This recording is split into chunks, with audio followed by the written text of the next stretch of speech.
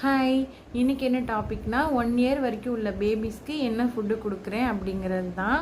நான் வந்து டயட்டிஷியன் கிடையாது. நான் என் 3 பசங்களுக்கு என்ன சாப்பாடெல்லாம் கொடுத்துட்ருக்கேனோ அதை பற்றின அனுபவத்தை தான் உங்க கூட ஷேர் பண்ணிக்க போகிறேன். இதுலேருந்து ஏதாவது மிஸ்டேக் இருந்ததுன்னா நீங்கள் எனக்கு கமெண்ட்டில் சொல்லுங்கள், நான் வந்து திருத்திக்கிறேன். சேம் டைம் என்கிட்டேருந்து உங்களுக்கு ஏதாவது இன்ஃபர்மேஷன் கிடச்சிச்சினாலும் அதை நினச்சி எனக்கு ரொம்ப ஹாப்பி. அதுக்கப்புறமா வந்து ஒருத்தவங்க கேட்டிருந்தாங்க 1 to 6 month பேபிக்கு என்ன ஃபுட்டு கொடுக்கலான்னு. 1 to 6 month பேபிக்கு பிரெஸ்ட் ஃபீடிங் மட்டும்தான் ஃபுட்டு. அதை தவிர்த்து வேறு எந்த ஃபுட்டும் அவங்களுக்கு தேவையில்லை. நம்ம கொடுக்குற பிரெஸ்ட் ஃபீடிங்லேயே அவங்களுக்கு தேவையான நியூட்ரிஷன் எல்லாமே கிடச்சிடும். நான் வந்து என் மூத்த பொண்ணுக்கு 1லேருந்து 6 மாதம் வரைக்கும் பிரெஸ்ட் ஃபீட் மட்டும்தான் பண்ணேன். அதை தவிர்த்து வேறு எதுவுமே அவளுக்கு நான் கொடுக்கல. ஆனால் இவங்களுக்கு வந்து எனக்கு ஃபீடிங் பத்தலை, அதனால நான் வந்து நான் ப்ரோ கொடுக்குறேன். இப்போயும் கொடுத்துட்ருக்கேன். அவங்க பிறந்ததுலேருந்தே மிக்ஸ்டு ஃபீடிங் எடுத்துக்கிறாங்க. ஒரு டைம் வந்து நான் ப்ரோ, ஒரு டைம் வந்து பிரெஸ்ட் ஃபீடிங், அந்த மாதிரி பண்ணுவாங்க. இவங்களுக்கு இப்படி மிக்ஸ்டு ஃபீடிங் கொடுக்குறப்ப தான் எனக்கு தெரிஞ்சது பிரெஸ்ட் ஃபீடிங்கில் எவ்வளோ ஒரு நல்ல விஷயம்லாம் இருக்குது அப்படிங்கிறது. ஏன்னா நான் ரியாவை ஹாஸ்பிட்டலுக்கு வேக்சினேஷன் தவிர வேறு எந்த விஷயத்துக்காகவும் கூட்டிகிட்டு போனதே இல்லை. அந்தளவுக்கு அவங்களுக்கு இம்யூனிட்டி பவர் இருந்தது நான் பிரெஸ்ட் ஃபீடிங் மட்டும் பண்ணதுனால.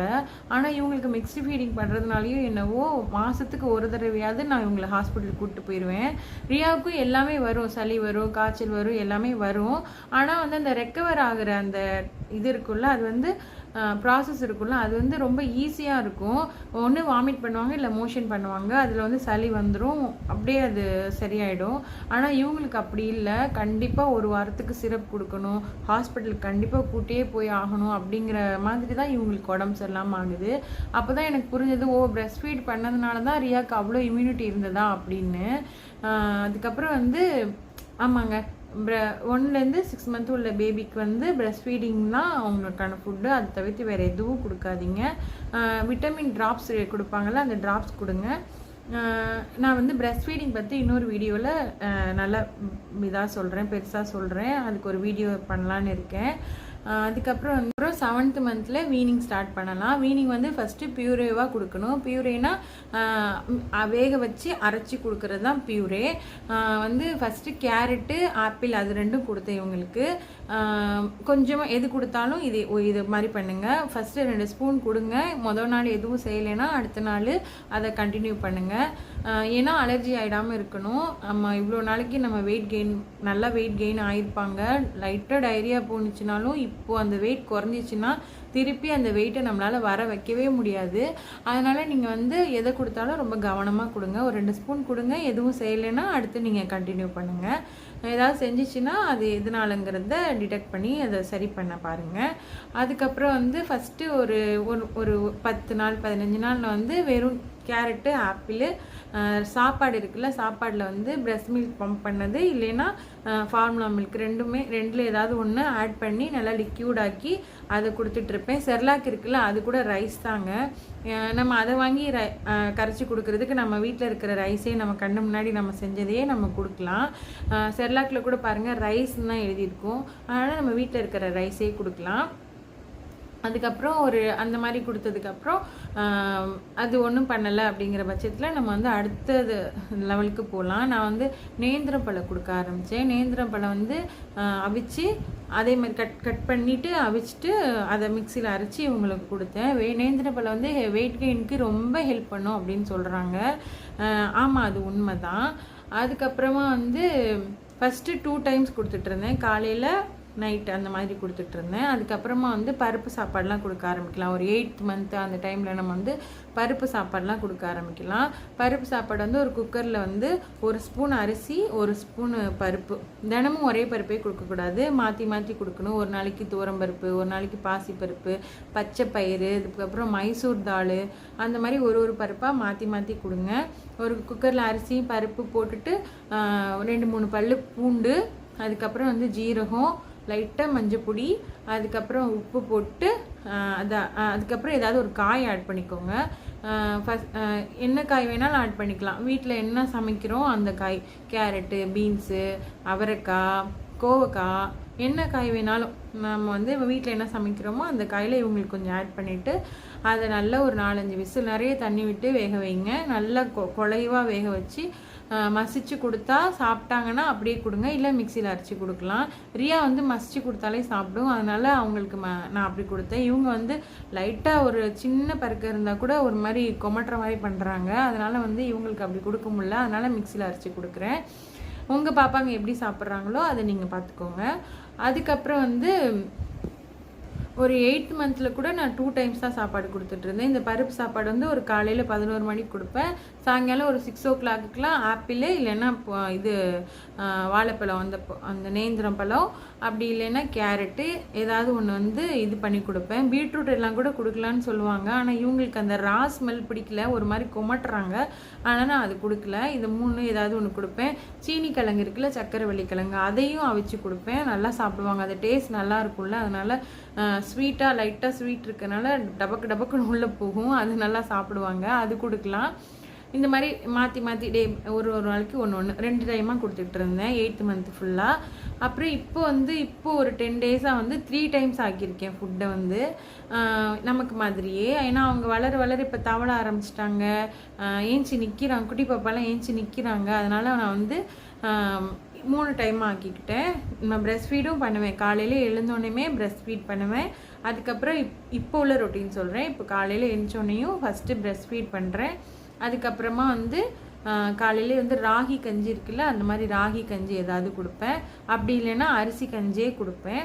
அந்த ப்ரௌன் ரைஸ் இருக்குல்ல, அந்த கஞ்சி கொடுக்கலாம். இந்த மாதிரி ஒரு நாளைக்கு ஒரு கஞ்சி, அந்த மாதிரி கஞ்சி கொடுக்குறேன். அதுக்கப்புறம் மதியானத்துக்கு வந்து பருப்பு சாப்பாடு, அதில் வந்து இப்போ நெய் போட ஸ்டார்ட் பண்ணியிருக்கேன். நெய் கொடுக்கலாம் நல்லா. நான் வந்து ஃபஸ்ட்டு ரியாவுக்கு உடம்பெல்லாம் ஒரு மாதிரி சின்னதாக இருந்தப்போ, இவங்கள மாதிரி இருந்தப்போ உடம்பெல்லாம் ரொம்ப ட்ரையாக இருந்தது. அதுக்காக நான் பீடியாட்ரிஷியன்ட்ட போயிருந்தேன். இந்த மாதிரி பாப்பாவுக்கு ரொம்ப ட்ரையாக இருக்குது ஸ்கின்னு, ஏன் அப்படின்னு. அப்போ அவங்க கேட்டாங்க என்ன சாப்பாடெல்லாம் கொடுக்குறீங்க அப்படின்னு. நான் இந்த மாதிரி இதே ஃபுட்டு தான் ரியாவுக்கும் நான் ஃபாலோ பண்ணிகிட்டு இருந்தேன்னா, அப்போது நெய்யெல்லாம் போடலை. நான் வந்து அது எண்ணெய்லாம் எதுவுமே ஆட் பண்ணாமல் அப்படி கொடுத்தேன்னா, அப்போ டாக்டர் சொன்னாங்க பாப்பாங்களுக்கு வந்து நெய் கொடுக்கணும், எண்ணெய்லாம் கொடுக்கணும், நல்லெண்ணெய்லாம் கொடுத்தா ரொம்ப நல்லது தான், அதனால் நீங்கள் அதெல்லாம் கொடுங்க, அப்போ தான் அந்த ட்ரை ஸ்கின்லாம் வராமல் இருக்கும், அந்த மேலே வந்து ஃபேட் லேயர் வந்து ஃபார்ம் ஆகணும், அப்போ அந்த மாதிரி ஆனால் தான் அவங்களுக்கு அந்த ட்ரை ஸ்கின் வராமல் இருக்கும் அப்படிங்கிற மாதிரி சொன்னாங்க. அதனால் இவங்களுக்கு இப்போயே நான் நெய்லாம் ஸ்டார்ட் பண்ணிட்டேன். பருப்பு சாப்பாடில் வந்து நெய் போட்டு கொடுப்பேன். காலையில் வந்து அந்த கஞ்சியெல்லாம் கொடுப்பேன். அப்புறம் மதியானம் ஒரு 1 மணி 1:30 மணிக்கு பருப்பு சாப்பாடு சாப்பிடுவாங்க. நைட்டில் வந்து ஒரு 7க்குள்ளேயே சாப்பாடு கொடுத்து முடிச்சிருவோம். அதே தான் காய் இல்லை பழம், வாழைப்பழம், அந்த மாதிரி ஏதாவது ஒன்று அவிச்சு இது பண்ணி கொடுக்க ஆரம்பிச்சிருக்கோம். இப்போ வந்து முட்டையில் உள்ள மஞ்சக்கரு இருக்குல்ல, அதெல்லாம் இப்படி கையில் சும்மா நசுக்கி அப்படி வாயில் வைக்கிறோம். அப்புறம் வந்து மீனோட மசாலா எதுவுமே போடாமல் உள்ளே இருக்கும்ல அந்த ஃப்ளஷ்ஷு ஒயிட் கலரில், அதை கொடுத்தா குட்டி பாப்பா சாப்பிட்டுக்கிறாங்க. ஆனால் லட்டு வந்து சுத்தமாக சாப்பிட்றதே இல்லை.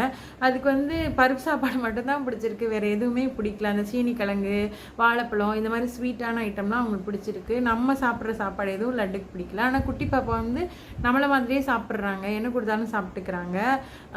ஆனால் லட்டு தான் பார்க்குறதுக்கு நல்லா சாப்பிட்ற மாதிரி இருக்கும். ஆனால் குட்டி பாப்பா வந்து நல்லா சாப்பிடுவாங்க, அவங்களுக்கு சாப்பாடுனா ரொம்ப பிடிக்கும். நம்ம சாப்பிட்டோன்னா வந்து நம்ம பிளேட்டை இழுத்துக்கிட்டே இருக்கும். அப்போ அதுலேருந்து நம்ம லைட்டாக எடுத்து வாயில் வச்சோம்னா அது வந்து அதை டேஸ்ட் பண்ணி பார்க்குறாங்க. நீங்கள் வந்து நான் ரியாக்கு கூட அப்படி தான் பண்ணேன். நம்ம என்ன சாப்பிட்டாலும் அதுலேருந்து கொஞ்சமாக எடுத்து அவங்க வாயில் வச்சு விடுங்க. அவங்க வந்து 1 இயர்க்குள்ளே எல்லா டேஸ்ட்டும் பழகிடணும். இனிப்பு, புளிப்பு, காரம் எல்லா டேஸ்ட்டும் பழகிடணும். ரியா வந்து இப்போ காரம் சாப்பிடுவாங்க, புளிப்பு சாப்பிடுவாங்க, பாவக்காய் கூட சாப்பிடுவாங்க ரியா வந்து இப்போ கூட. ஏன்னா ஒரு 1.5 வயசுக்குள்ளேயே நான் எல்லாமே பழக்கிட்டேன். நீங்களும் அந்த மாதிரி பண்ணுங்கள். காரமே கொடுக்காமல் இருக்காதீங்க, எல்லாமே கொடுத்து பழக்கிடுங்க. அப்போ வந்து நமக்கு அது ரொம்ப நல்லது. இப்போ இவங்களுக்கு 9 months ஆகுது. இப்போதைக்கு நான் இந்த ரொட்டீன் தான் ஃபாலோ பண்ணிகிட்ருக்கேன். இனி போக போக என்னெல்லாம் கொடுப்பேங்கிறத உங்கள் கூட ஷேர் பண்ணுறேன். நிறைய பேர் சொல்லுவாங்க 1 year வரைக்கும் நான்வெஜ்லாம் கொடுக்க வேணாம் அப்படின்னு. உங்களோட குழந்தைய பொறுத்தது தான் அதெல்லாம். ஃபஸ்ட்டு கொஞ்சமாக கொடுத்து பாருங்கள், எதுவும் செய்யலைன்னா அடுத்தடுத்து கொடுக்க ஸ்டார்ட் பண்ணுங்கள். நாங்கள் இன்னும் இவங்களுக்கு வேறு எதுவும் கொடுக்கல. இப்போ தான் ஒரு 2 நாளாக இந்த சண்டே வந்து மீனை லைட்டாக மசிச்சு வாயில் வச்சு விட்டோம். அப்போ குட்டி பாப்பா சாப்பிட்டாங்க. லட்டுக்கு வந்து பிடிக்கல. உங்கள் பாப்பாங்களுக்கு எப்படிங்கிறத நீங்கள் பார்த்துக்கோங்க. லைட்டாக நம்ம சாப்பிட்றதுலேயே இப்போதைக்கு நான் என் குட்டீஸ்க்கு இந்த ரொட்டீன் தான் ஃபாலோ பண்ணிகிட்ருக்கேன். நான் வந்து இடையில பிரெஸ்ட் மில்க் கொடுப்பேன். அப்புறமா பிரெஸ்ட் மில்க் ஃபீடிங் பத்தாதப்போ ஃபார்முலா மில்க்கும் கொடுத்துட்ருக்கேன். சேம் டைம் இந்த ஃபுட் ரொட்டீனும் ஃபாலோ பண்ணிகிட்ருக்கேன். இதில் ஏதாவது உங்களுக்கு டவுட்ஸ் இருந்ததுன்னா எனக்கு கமெண்ட்ஸில் கேளுங்க, நான் உங்களுக்கு கிளியர் பண்ணுறேன். இவ்வளோ நேரம் இந்த வீடியோவை பொறுமையாக பார்த்ததுக்கு ரொம்ப தேங்க்யூ. எங்கள் வீடியோ பிடிச்சிருந்ததுன்னா சப்ஸ்கிரைப் பண்ணிக்கோங்க, ஷேர் பண்ணிக்கோங்க, லைக் பண்ணுங்கள். தேங்க்யூ. அப்புறம் இதை சொல்ல மறந்துட்டேன். எல்லோரும் வெயிட் கெயின் ஆகணும்னு கேட்குறீங்க. ஆக்சுவலாக பாப்பாங்க ஒல்லியாக இருக்கிறதுல ஒன்றும் அவ்வளோ தப்புலாம் ஒன்றும் கிடையாது. எல்லோரும் கேட்பாங்க என்ன இவ்வளோ ஒல்லியாக இருக்குன்னு. அதெல்லாம் கண்டுக்காதீங்க. அவங்க வந்து ஆக்டிவாக இருக்காங்களா, அதுதான் நமக்கு முக்கியம். ஆக்டிவாக இருக்காங்க, சேம் டைம் வந்து இம்யூனிட்டி பவர் அவங்களுக்கு இருக்குது, நல்லா இருக்காங்களா, அதுதான் முக்கியம். வெயிட்டாக இருக்கணும் அப்படிங்கிறது முக்கியம் இல்லை. ஏன்னா எங்கள் லட்டு வெயிட்டாக இருப்பாள், ஆனால் அவள் வந்து எதுவுமே சாப்பிடவே மாட்டாள். எல்லாமே பாதி தான் சாப்பிடும், எல்லாமே மிச்சம் வச்சிரும். ஆனால் குட்டி பாப்பா நம்ம என்ன கொடுத்தாலும் சாப்பிடும். நம்ம கொடுக்காததையும் சேர்ந்து சாப்பிட்றதுக்கு ட்ரை பண்ணோம். எதை நம்ம என்ன சாப்பிட்டாலும் கேட்கும், அந்த மாதிரி அது பண்ணோம். ஆனால் லட்டுவை விட குட்டி தான் ரொம்ப ஆக்டிவாக இருப்பாங்க. அதனால வெயிட் கெயின் ஆகணும் அப்படின்னு நினைக்க வேண்டாம். நல்ல ஸ்ட்ரென்த்தாக இருக்காங்க, ஹெல்த்தியாக இருக்காங்க அப்படின்னாலே போதும். ஹெல்த்தியாக இருக்கணும், அதுதான் முக்கியம். வெயிட்டாக இருக்கணும் அப்படிங்கிறது முக்கியம் இல்லை. குட்டீஸ் வெயிட்டாக இருந்தால் அழகாக தான் இருக்கும். ஆனால் வந்து அதுக்காக நீங்கள் ஃபீல் எல்லாம் பண்ண வேணாம், வெயிட் இல்லையே அப்படின்னு நினச்சி லீனாக இருக்காங்களே அப்படின்னு ஃபீல் எல்லாம் பண்ணாதீங்க.